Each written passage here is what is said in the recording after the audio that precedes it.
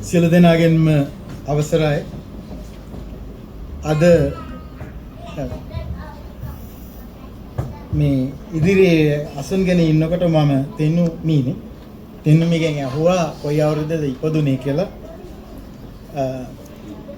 එයා ලස්සන කතාවක් කරා. ඊට කලින් ඇහුවේ 2008 කිව්වා. මම ඉපදලා තියෙන්නේ 68. එතකොට මම අද තමයි 2008 ඉපදුණු දේශකවරියක් සමග මෙහෙම ළඟ ඉඳගෙන කතා කරන්නේ.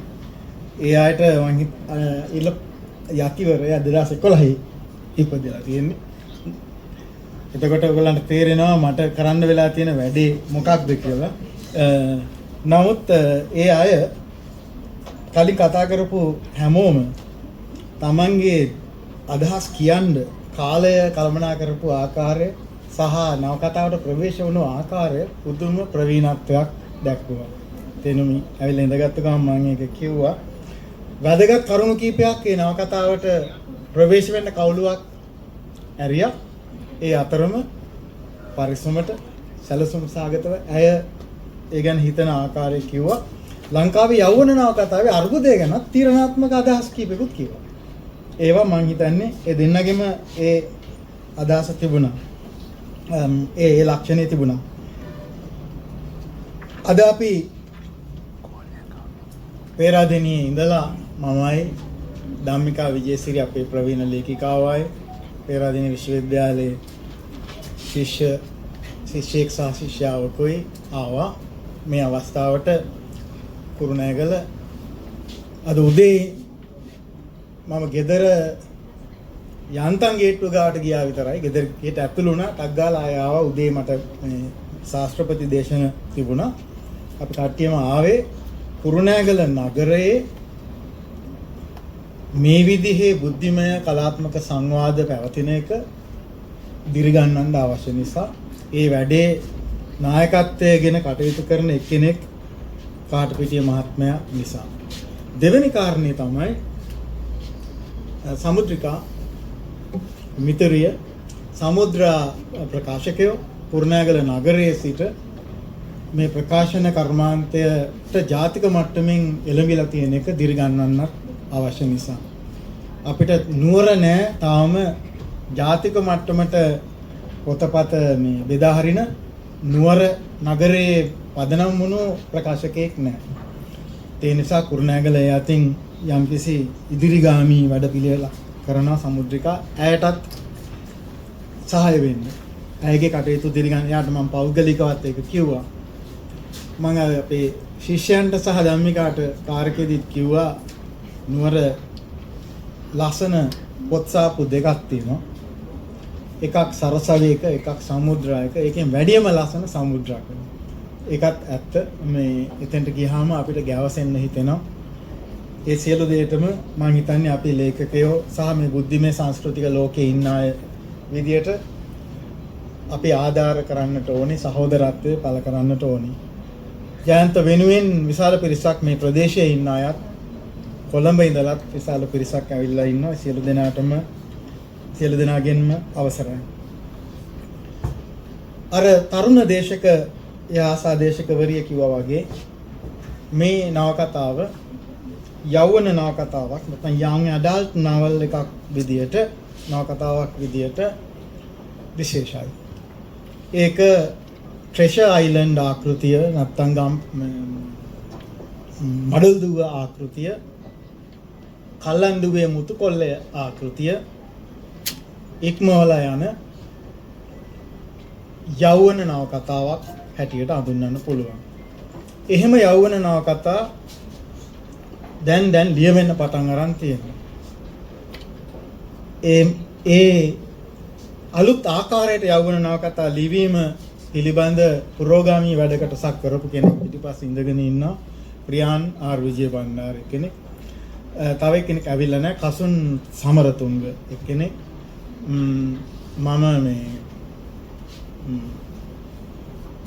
හිතලගමගේ යෞවන නවකතාවක් මට කියව ගන්න බැරි වුණා. මගේ අතේ තියෙනවා තාම කියවන්න බැරි වුණා. නමුත් මම දන්නවා ප්‍රියාන් විශේෂයෙන් සෑහෙන ඉදිරි පියවරක් තිබ්බා යෞවන නවකතා සම්බන්ධයෙන් ලංකාවේ.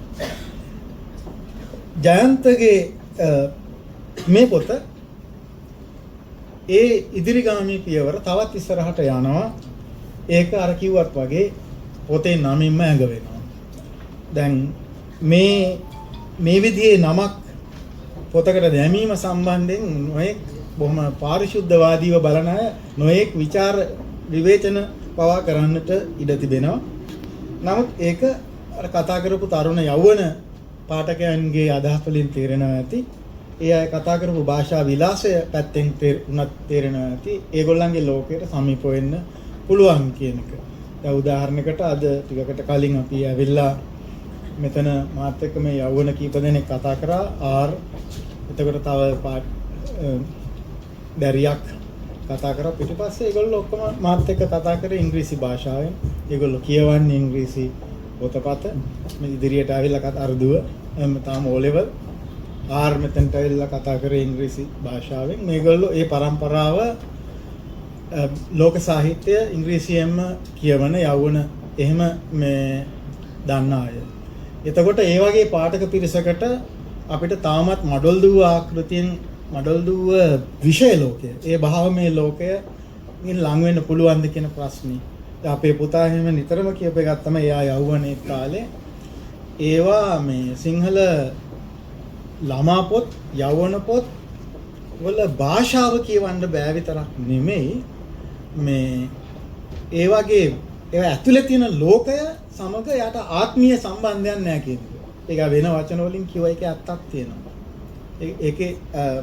ඒකෙන් අදහස් වෙන්නේ අර පරණ විදිහේ ඒවා නොවැදගත් කියන එක නෙමෙයි. අපි අලුත් පිරිසකට කොහොමද ලියන්නේ කියන එක. ඉතින් මම මේ පොතේ ඒක මම දකිනවා ඒ ආර් මට කිව්වා මේ විනාඩි 30කට වැඩි වුණත් ගන්න පුළුවන් කියලා මම ටිකක් බලන්නම් මේක කෙටි කරගන්න. මේ අර මේකට මොනවාද පෝඩියම් එක ටිකක් මේ හැඩයට තියෙන නිසා මට අර මේ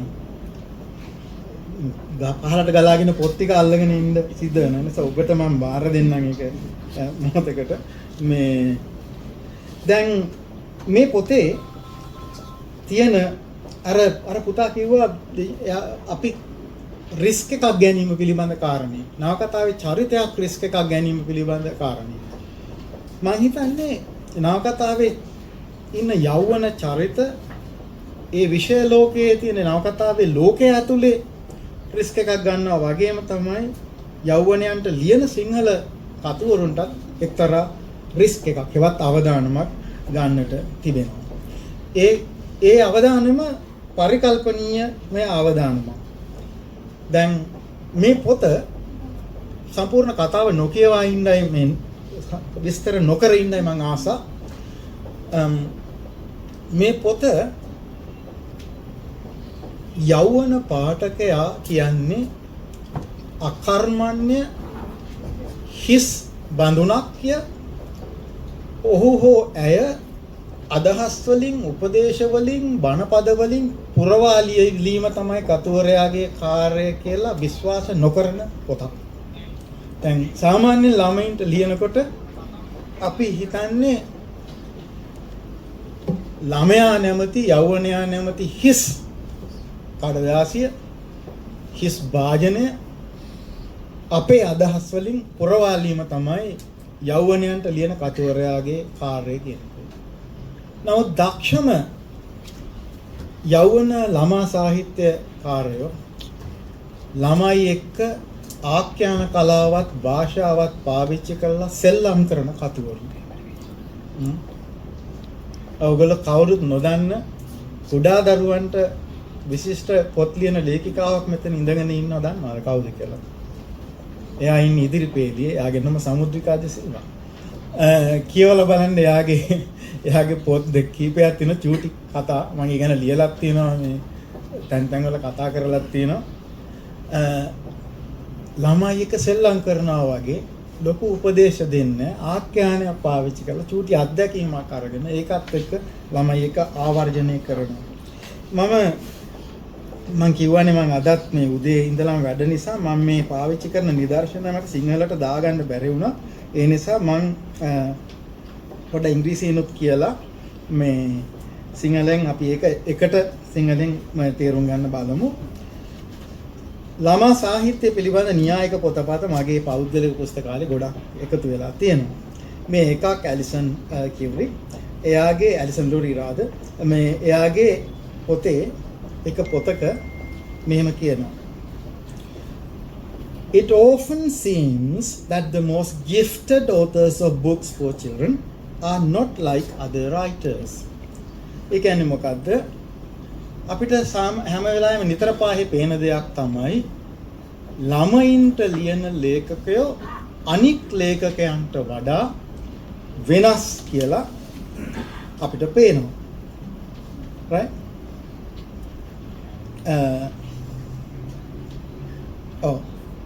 Instead, in some essential way,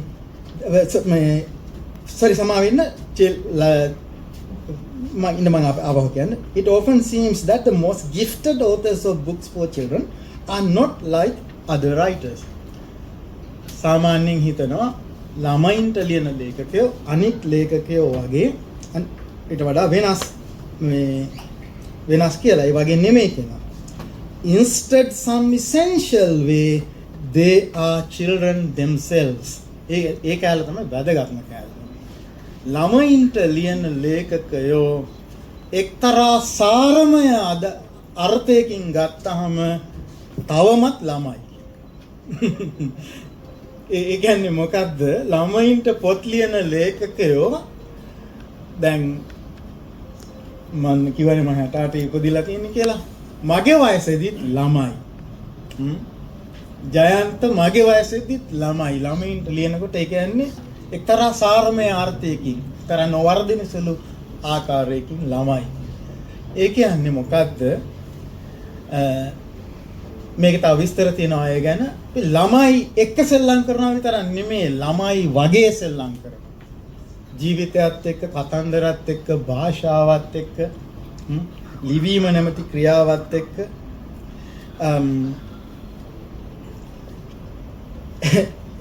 සමහර ළමා මේක තව ගොඩක් විස්තර දෙනවා. එකක් විතරක් කියන්න. There may be outward signs of this condition. මේ සම්බන්ධයෙන් බහැරට පෙනෙන ලක්ෂණ පවා මේ ළමයින්ට ලියන ලේඛකයන්ගේ තියෙන්න පුළුවන්.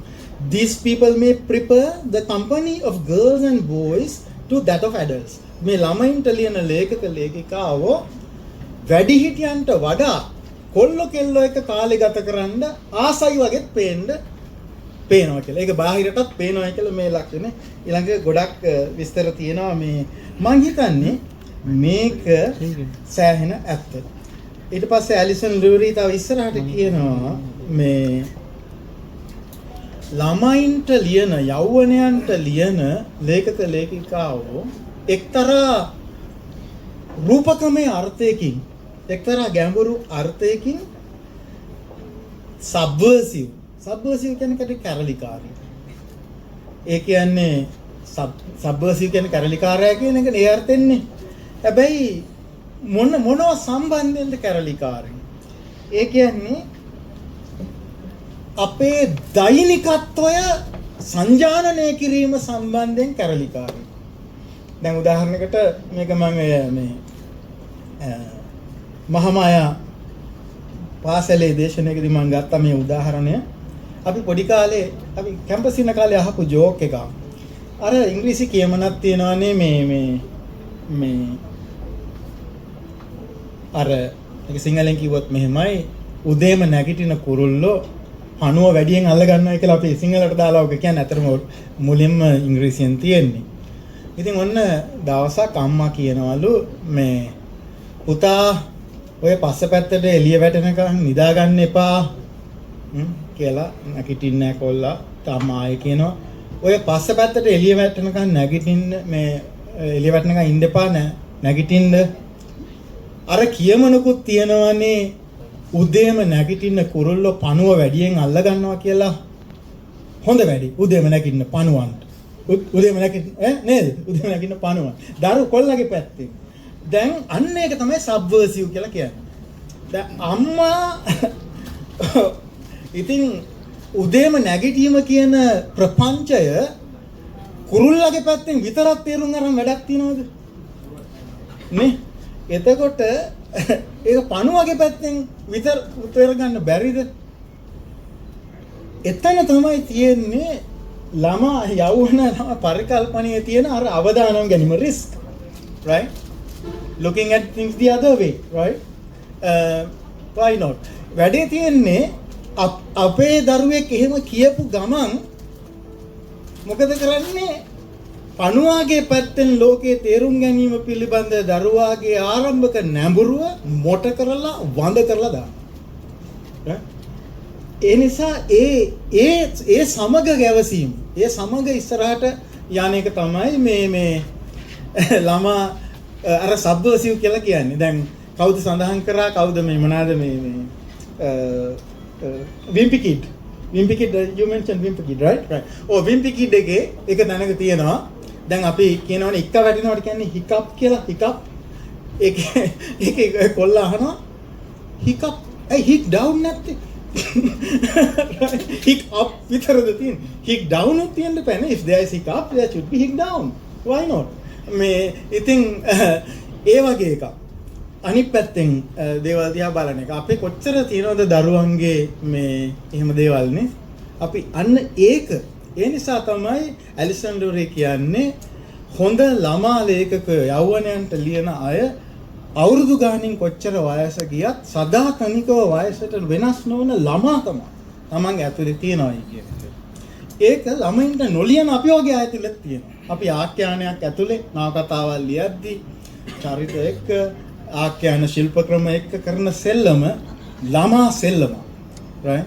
ඇත්තටම ඒක තමයි මේ පිකාසෝ එහෙම එක ඇත්තටම ලස්සනට එක දවසක් ඒක සරයක් කියලා තියෙනවා. පිකාසෝ කියනවා වැඩිහිටි භවයේ තියෙන විශාල අනතුරක් තමයි මේ අර ළමා භව අමතක වෙලා යනවා. right? අපිට ඒ ළමා භව විවිතුරු ළමා භව දැන් උදාහරණයකට කිව්වොත් මම එක මේ ඒක විතරක් කියලා මම මේ පොයින්ට් එක නවත්තන්න. මගේ මේ රැවුල එහෙම පැහෙන්න කලින් වෙච්ච සිද්ධිය 2006 විතර වගේ. අපේ පුතාට එතකොට අවුරුදු 3-4ක් වගේ. එයා මගේ කර උඩම ඉඳගෙන ඉන්නවා. මං ඉන්ටර්නෙට් එකේ නිවුස් බලනවා. නිවුස් බලනකොට මේ කරුණා LTT එකෙන් කැඩිලා ගිහිල්ලා මුළු නිවුස් හැම තැනම කරුණාගේ ෆොටෝ එක තියෙනවා. right? පුතා ඒක බලපු ගම තාත්තා කිව්වා. කරුණා ඇත්තටම ගොඩක් දුරට මං වගේ. ඒ කියන්නේ මේ රැවුල මං පොයින්ට් එක තිබුණේ මගේ තාත්තා කිව්වා.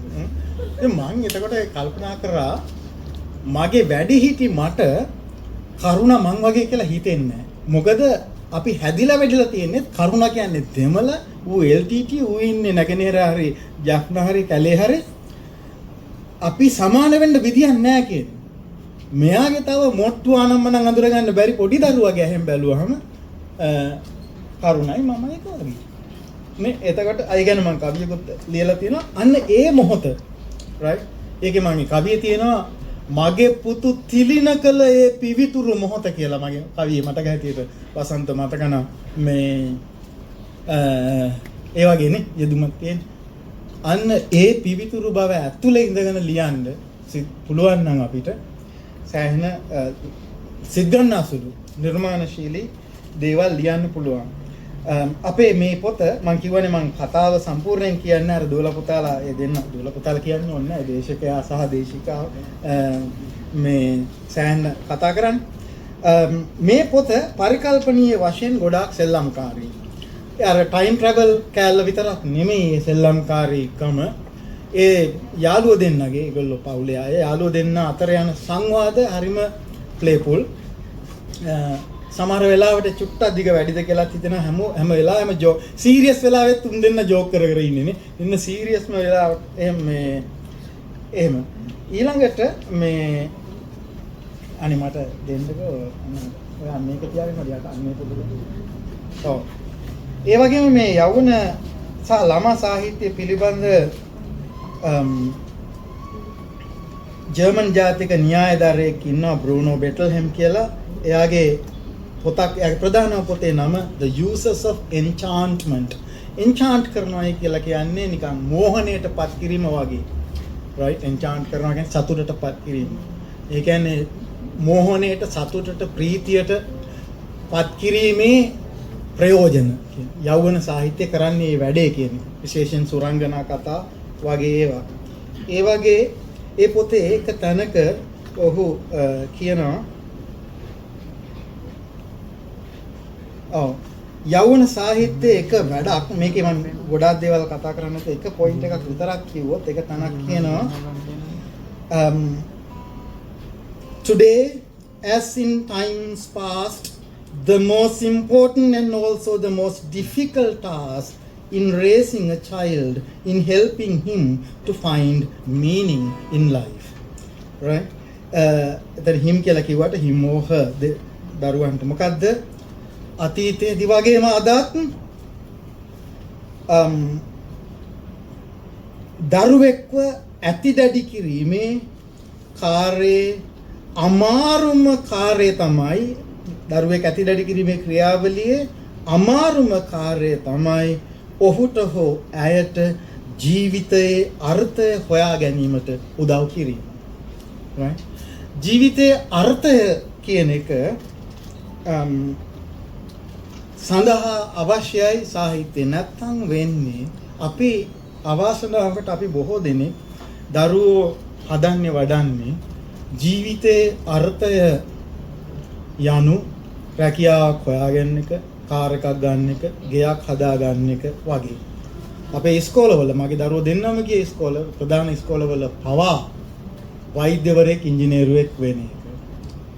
Meaning in life is so much better, so much wider, deeper than that.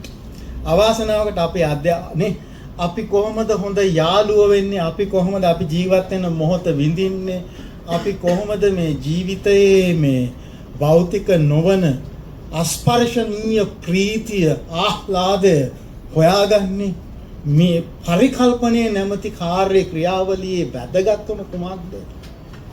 යහපත් සමාජයක ජීවත් වීම යනු කුමක්ද? right? Meaning in life. ඒවා හොයාගන්න උදව් කරන්නේ කොහොමද? ඒක බණ කියලා කරන්න පුළුවන් කමක් නැහැ. නේද? ඉතින් අපි දැන් උදාහරණයකට අපි දැන් කවුරු හරි ඊයේ පෙරේද ලියලා තිබුණා අදත් අපි ආවේ මමයි ධම්මිකයි අර ක්‍රිස් සහ සඳලි අපි දෙන අපේ දුවව මේ ටියුෂන් පන්තියක් ළඟින් බස් එකගෙන ආවේ. සෙනසුරාදායි ඉරිදායි මගේ ට්‍රිප් දෙකක් තියෙනවා මට නුවරට එන්න. දාස් ගණන් ශිෂ්‍යාවර ටියුෂන් ඇරිලා එනකොට මට හිතෙනවා මේ යෞවන දරුවෝ මේ සෙනසුරාදා ඉරිදා දවස් දෙකේ නිර්මාණ සාහිත්‍ය කඳවුරක ගත කරන රටක් සමාජයක් ෆුට්බෝල් තරගයක ගත කරන රටක් සමාජයක් අපිට කවදා හැදෙන්නේ? දවස් 5ක් ඉගෙන ගත්තු ඒවම ඉගෙන ගන්න සතියාන්තයක් ගත කරන සමාජ මොකද්ද මේ? ඒ නිසා meaning in life දරුවන්ට අපි මීට වඩා අර්ථයක් ජීවිතේ හොයාගන්න උදව් කරන්නේ කොහොමද කියන ඒ ප්‍රශ්නේ ඉතින් මේකේ තව හොඳ දේවල් තියෙනවා. ඔයගොල්ලෝ කවුරුත් මේ සාහිත්‍ය ගැන ලියන අය විශේෂයෙන් බ්‍රූනෝ බෙටල්හෙම් කියවන්න ඕනේ, especially the uses of enchantment. දැන් enchantment කියන එක මෝහණයට පත් කිරීම, ආහ්ලාදයට පත් කිරීම ප්‍රයෝජනයක් ඇති වැඩක් කියලා හිතන්නවත් කොච්චර දියුණු වෙන්න ඕනේ සමාජයේ නේද? ඒ කියන්නේ කතාවක් කියවලා ලස්සන වචනයක් වාක්‍යයක් දැකලා මගේ අම්මේ ඒක කොච්චර ලස්සනද කියලා නේද මේ සුජීව. ලස්සන දෙයක්ද මේක මොනතරම් ධනයක්ද? ලස්සනට ලියවුණු වැකියක් අර ගෙයක් කාර් එකක් තරම්ම ධනයක් කියලා හිතෙන. ඒක උගන්නන එකම කොච්චර අමාරුද? ඒකට ප්‍රයෝජනයක් තියෙනවා කියන්නේ යූස් එකක් තියෙනවා කියන්නේ. ඒක කොච්චර අමාරුද? ඒ වගේම තමයි මේ නාකතාවේ දැන් මට දෙන්නකෝ නාකතාව. මං මගේ දෙන්න. right ඒක තමයි. මං තව විනාඩි කිහිපයක් ගන්නම් කමන්නේ නේද? ඔව්. මේකේ තියෙන කතාව දල වශයෙන් අවුරුදු 13ක් විතර 13 14 early teens ලා ගේ විඥානය ඔස්සේ තමයි නාභිගත කෙරෙන්නේ. දැන් අපි දන්නවා ළමයිව අපි චරිත හැටියට තෝරගෙන කතාව අපි ෆෝකලයිස් කරනවා කියලා කියන්නේ. කතාව නාභිගත කරනකොට ඒ චරිතය ඔස්සේ අපිට සිද්ධ වෙනවා ඒ කතාව පෙරිලා එන පෙරහංකඩ නැත්නම් පෙරිලා එන මේ දෘෂ්ටි කෝණය හැටියට ඒ දරුවන්ගේ විඥානය පාවිච්චි කරන්න. නේද? එතකොට වාසි දෙකක් තියෙනවා. එකක් තමයි ඒ වයසේ දරුවන්ගේ විසිතුරු පරිකල්පනය යථාර්ථයේ සිරගෙදරින් එළියට ගන්න පුළුවන් හරි ලේසියෙන්. right? අර ළමයින්ගේ පරිකල්පනය you can easily take it out of the prison house of reality. නේද? අපිනේ හිර වෙන්නේ වැඩි හිටියෝනේ හිර වෙන්නේ. දැන් උදාහරණයක් මම කියන්න සුහර්ෂණි දවසක් කියව කතාවක්. සුහර්ෂණි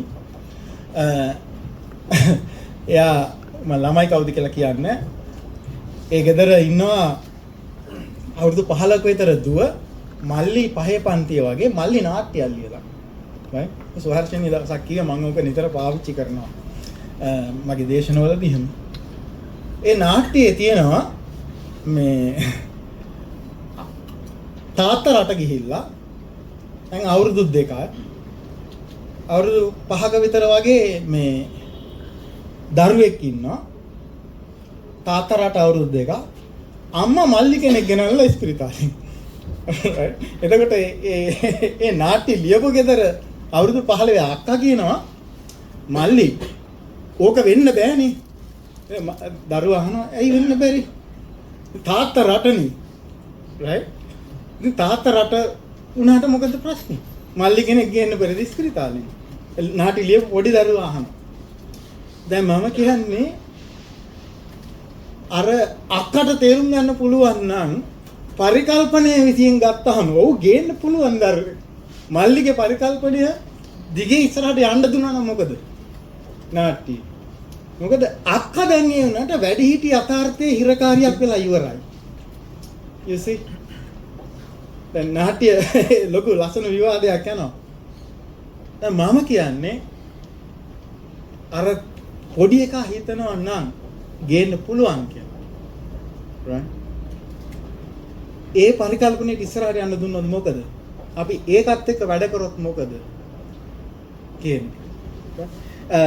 ඒක තමයි එක වාසියක් දරුවෝ එක වැඩ කරන්නේ. ඊළඟට එන අමාරුව තමයි දැන් අපේ රටේ මේක දැන් මම එහෙමනම් කරන්න බැරි දේවල් මේ ජයන්ත නාභිගත කරනවා මේ දරුවන්ගේ විඥානය ඔස්සේ. මම එකක් දෙකක් ඕනනම් කීපයක් ලකුණු කරගෙන තියෙනවා මම කියන්න. දැන් ඒ කියන්නේ සමහර ඓතිහාසික සීරියස් ඓතිහාසික පොයින්ට්ස් කාරණා අවුරුදු 13 ළමයාගේ විඥානය ඔස්සේ ફોකලයිස් කරන්නේ කොහොමද කියන එක මේ ටිකක්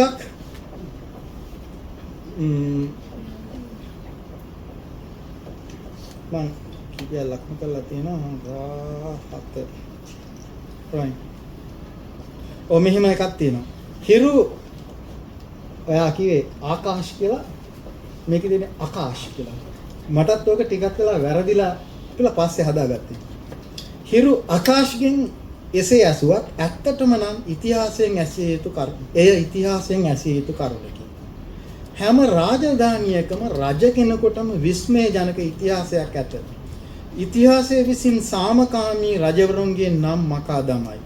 සටන්කාමී රජවරුන්ගේ නම් රන් අකුරින් ලියයි. කාශ්‍යප යනු සටන් ඉතිහාසයකි. සීගිරිය යනු අරගලේ රාජධානියකි. ඒ ඓතිහාසික කාරණය ටිකක් අවුරුදු 13 දරුවෙක්ගේ විඥානය ඇතුලේ ફોකලයිස් කරන්න අමාරුයි. හැබැයි දැන් මේ දෙන්න කතා කරද්දී මට හිතුණා අපේ ප්‍රශ්නකුත් නෑ වගේ කියලා. right? ඒක තමයි අමාරුව. වාසිය තමයි ඒගොල්ලෝ අර යථාර්ථයේ සිරගෙදරින් එළියේ ඉඳීම පරිකල්පනය ඇති. මේ දෙක හරියට ඔය දෙක වෙන් කරන අර ඒ දෙක අතර තියෙන ෆයින් බැලන්ස් එකක් තියෙනවා. ඒක හොයාගන්න යන් ඇඩල්ස්ලාට ලියනකොට හරි අමාරු වැඩක් ඒක. ඒක හොයාගත්තොත් සෑහෙන හොඳයි. ඊළඟට මේ නවකතාවේ සාරවත්ම දේ තමයි 194 අනුරාධපුර සීගිරිය ඒ යුගයේ විශේෂයෙන් අපේ දීර්ඝම රාජධානිය අවුරුදු 1300ක විතර තිබුණා නේද අනුරාධපුරේ. ඒ කාලේ අපි අද ලෝකය ගැන විශ්වාස කරන ලංකාව ගැන විශ්වාස කරන ජනවාර්ගික ජාතිකවාදයේ ඇසුරින් තේරුම් ගන්න බැරි තරම් විවිධ සංස්කෘති තිබුණ තැන. ඒක වෙන විදිහක බර වචනයක් තියෙනවා. ඒකට ඒ කියන්නේ සර්වභෞමික කියලා කොස්මොපොලිටන් කියලා. ඒ කියන්නේ දැන් මේක බලන්න මේකේ ඉන්න එක ප්‍රධාන චරිතයක අර අතීතේ ඉඳලා ඉන්න එක චරිතයක අම්මා ඇස් නිල් පාට ග්‍රීක සම්භවයක් සහිත අම්මා කෙනෙක්. මේ තියෙන අතීතයට ගිය අවස්ථාවක මෙහෙම කියනවා. කරත්තේ වැඩ සිටි අඩි 6ක් පමණ උස ශෛලමය හිඳි පිළිමේ මතු පිට සිනිඳුවට කණ්ණාඩියක් මෙන් උපදමා තිබිනි.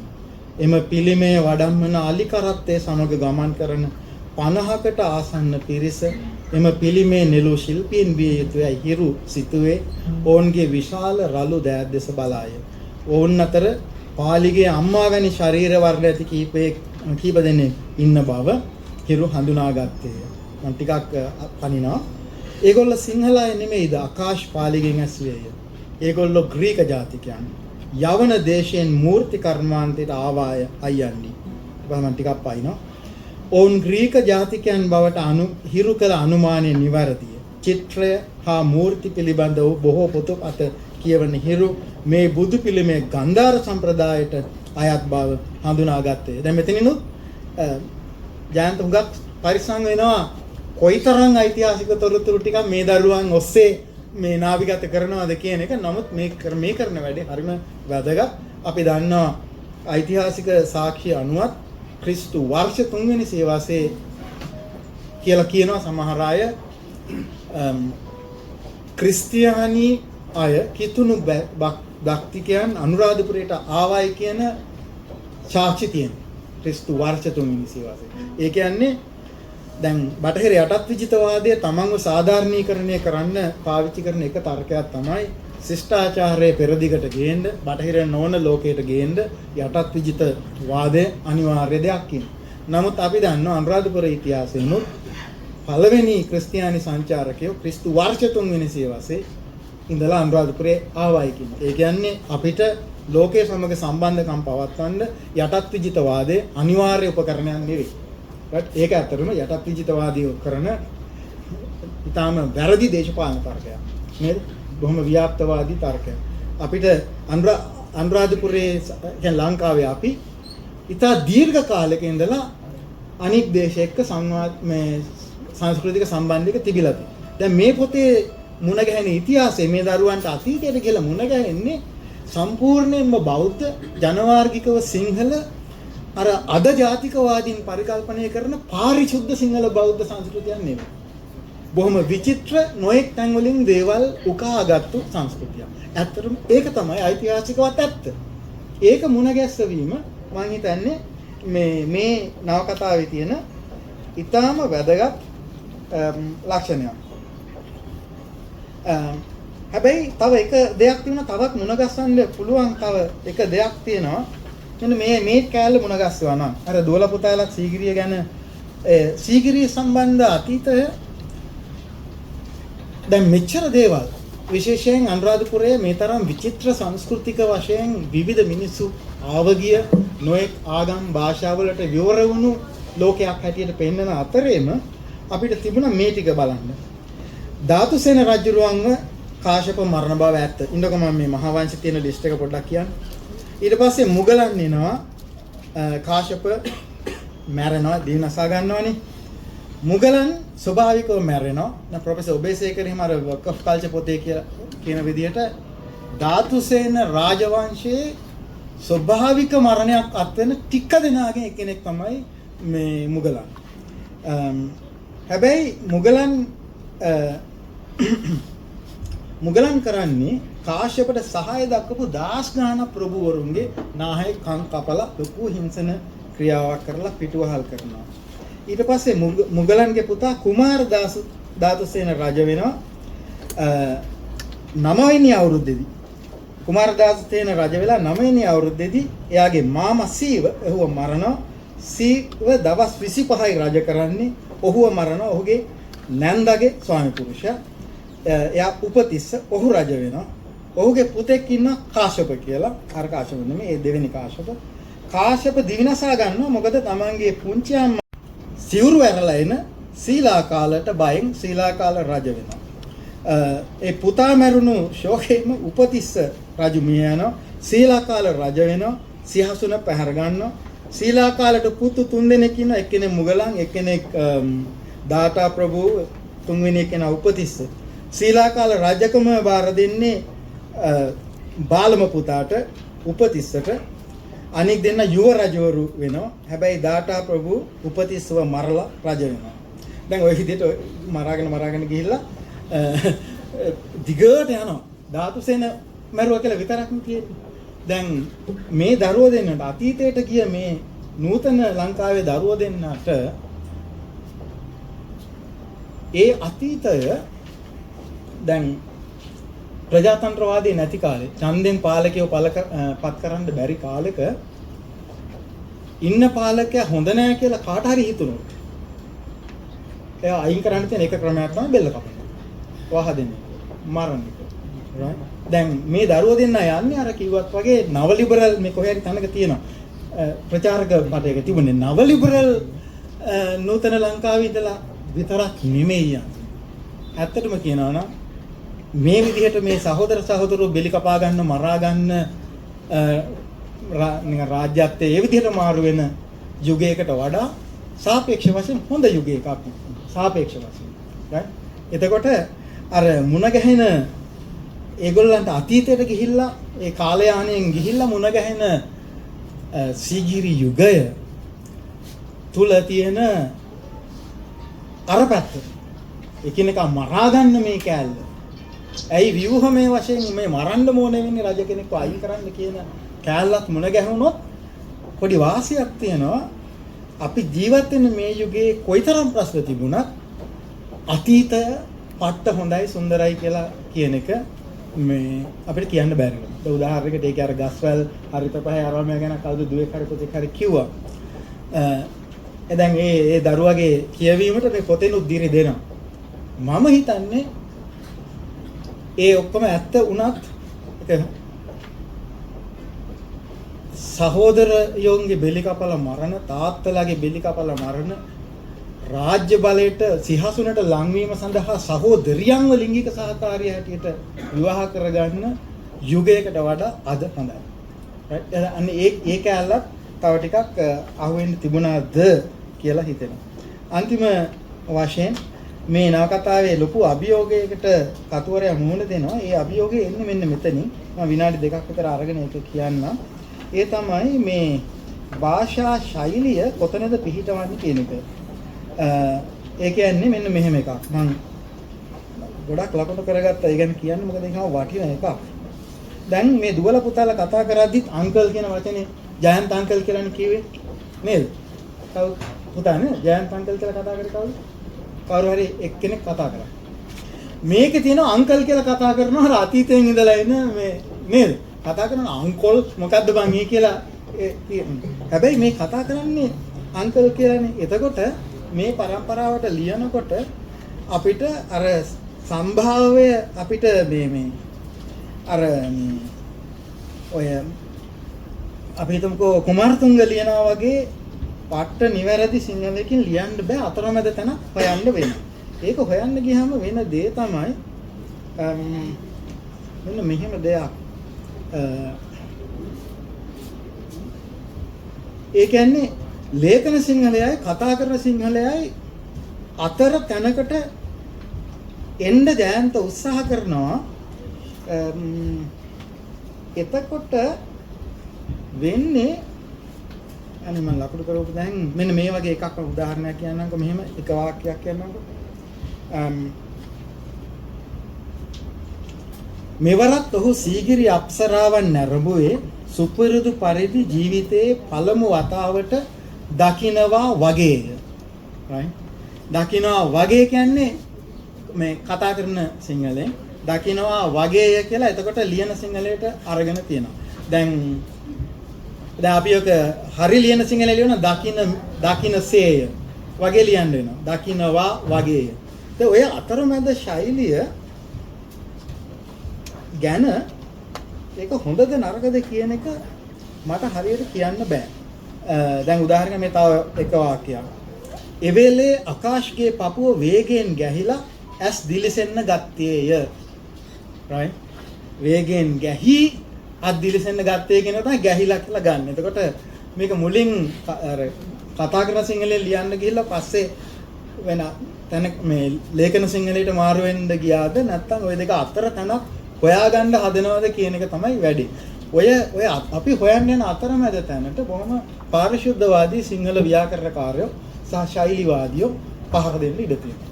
විශේෂයෙන් ඔය මේ ඒක සාධාරණීකරණය කරගන්න තව ටිකක් පරිස්සම් වෙන්න පුළුවන් කියලා මට හිතෙනවා. ඒක සංස්කරණයකදී right. ඊළඟට මේ තව එක දේවල් ටිකක් තියෙනවා. මම නිකන් මේක 32 පිටුවේ තියෙන එක යෙදුමක් තියෙනවා. මේක ගැන මම ටික මෙන්න මෙහෙම තියෙන්නේ. තාත්තා සුද්දන්ට මඟ පෙන්වමින් ඔවුන් සමග සීගිරියේ කරක් ගහනකොට ඒ කාණ්ඩෙට එකතු වෙන්න ආශා සිටේ. සුද්දෝ ඉංග්‍රීසියෙන් කියන දේවල් ඔහුට ටික ටික වැටහෙන්නට පටන් ගත්තේ. එතන ග්‍රැමර් වැරදි. සුද්දෝ උක්ත වෙලා තියෙන්නේ. සුද්දෝ ඉංග්‍රීසියෙන් කියන දේවල් ඔහුට ටික ටික වැටහෙන්නට පටන් ගත්තේ. දැන් සුද්දන් ඉංග්‍රීසියෙන් කියන දේවල් කියවනම් ව්‍යාකරණ මේ වශයෙන් හරි අරක අනුක්ත වෙනවා.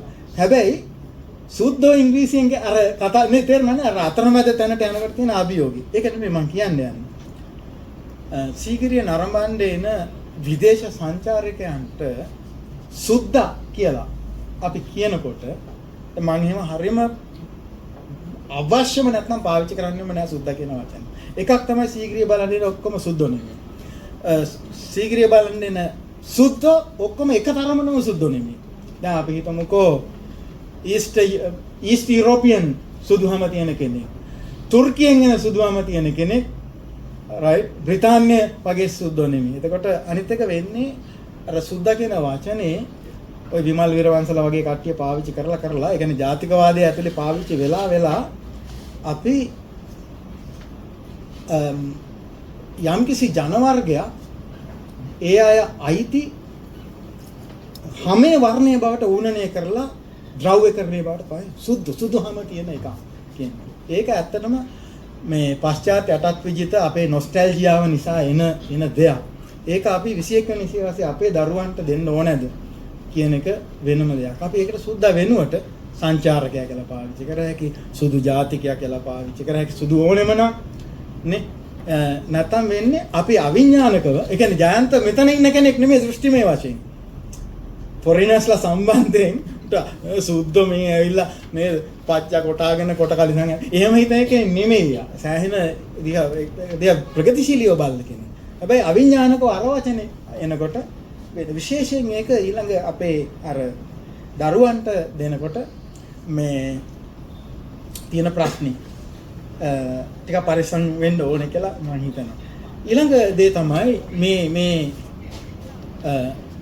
කාලමානයේ සහ මේ අතීතයට යාම පිළිබඳ මේ තාක්ෂණය මැෂින් පාවිච්චි කරන විදිය මේ අයගේ රුචි අරුචිකම් ඒගොල්ලෝ science fiction films science fiction නවකතා කියලා නැති වුණා. ෆිල්ම්ස් එහෙම බලලා තියෙන මේ ලෝකය සමග කොහොමද සාහිත්‍යකාරයෙක් විදිහට වැඩ කරන්නේ කියන එක ගැන ජයන්ත හිතලා තියෙන විදිය මම හිතන්නේ සෑහෙන අපි කවුරුත් අගය කරන්න ඕනේ දෙයක් කියලා මම හිතනවා. ඊළඟ දේ තමයි සම්පූර්ණ නවකතාවේ තියෙන එක වැදගත් දෙයක් තියෙනවා. චිත්තකාරගේ අතුරුදහන් වුණ පුතයි හිරුයි නේද? ඒක තමයි මේ නවකතාවේ තියෙන පට්ටම කෑල්ල. මම නවකතාවේ කතාව නොකියවන නිසා මම ඒක සඳහන් කරන්නේ නැහැ. සීගිරියේ චිත්‍ර ඇන්දයි කියලා කියන විශ්වීය කලා ඥානයක් සහිත මිනිසයාගේ පුතා සීගිරිය කාශ්‍යපගේ ඇදවැටීම ආශ්‍රිත හිංසනය තුල මිය යනවා. අතුරුදහන් වෙනවා. එයාව හොයනවා. ඒ අතුරුදහන් වෙන පුතා 21 වෙනි සියවසේ හිරුටනේ බොහෝ දුරට සමානයි. හැමෝම රැවටෙන මට්ටමට සමානයි. මෙන්න මේ සම්බන්ධය තමයි නවකතාවේ මට හිතෙනවා තවත් එඩිට් කරලා තව තැනකදී මේ සම්බන්ධය නිසා එන සංකේතමය අර්ථය ඉස්සරහටම ගන්න තිබුණා කියලා මට හිතෙනවා. ඒක තමයි මම හිතන්නේ නවකතාවේ විශිෂ්ටතම කෑල්ල. ඇයි එසේ වන්නේ? මේ සතවර්ෂ ගණනාවක් ඒක ටිකක් වැඩිහිටි නවකතාවක ආවනම් අපිට හිතන්න ඉඩ තියෙනවා සීගිරි සිත්තම් මැදපු විශිෂ්ට සිත්තරාගේ නාලන්දෙන් ඉගෙනගත්තු ඉන්දියාවෙන් ඉගෙනගත්තු ගන්ධාර දේශයෙන් ඉගෙනගත්තු විශ්ව කලා ඥානයක් සීගිරි මේ කුවේර නගරයට ගෙනාවු සිත්තරාගේ දරුවා අකාලේ මිය යාම වගේම හැම පරම්පරාවකම ලංකාවේ පුතු එවැනි හිංසනයක මිය යාම අපේ ඓතිහාසික ඉරණමද කියන එක වැඩිහිටි නවකතාවක නම් අපිට අහන්න පුළුවන්. යෞවන නවකතාවක කුමක්ද මේ සංකේතමය අර්ථය කියන එක තව මත උනා නම් හොඳද කියන එක මට හිතෙනවා ඔබ කියලා බලන්න. ඒතන නවකතාවේ හොඳම තැන කියලා මම හිතනවා. බොහොම ස්තුතියි.